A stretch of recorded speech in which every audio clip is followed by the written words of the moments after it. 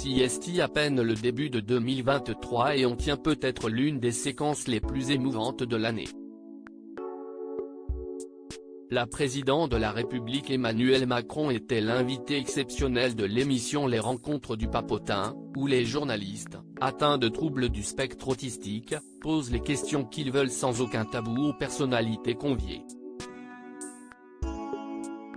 Pour la grande première de 2023, diffusée samedi 7 janvier sur France 2 à 20h30, c'était au tour du chef de l'État de passer sur le grill.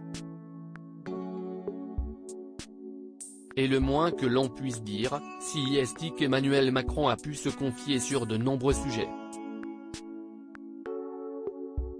Car comme le laisse deviner la maxime de l'émission, au Papotin, on peut tout dire, on ne s'interdit rien lors de ces rencontres. Le président de la République a ainsi été questionné sur son rapport à la famille. Un interlocuteur commence par lui demander « Est-ce que Manette manque ?» Étonné, le mari de Brigitte Macron répond « Comment tu la connais ?» Le jeune homme qui pose la question explique alors « Si est ta grand-mère ?» Le chef de l'État se contente alors de répondre « Oui », laissant un long silence alors que les larmes semblent lui monter aux yeux. Elle s'est beaucoup occupée de moi, le jeune homme raconte alors qu'il a lui aussi connu une disparition, celle de son arrière-grand-père, et repose sa question initiale.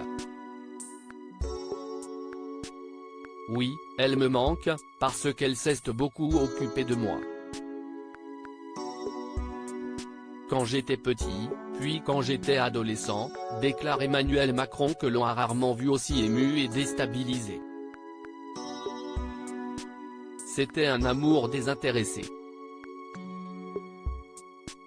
Ça veut dire qu'elle m'a donné de son amour et de son temps, et je pense qu'elle n'a jamais rien attendu en retour, conclut-il à ce sujet. Outre ce passage émouvant, Emmanuel Macron a été questionné sur de nombreux thèmes.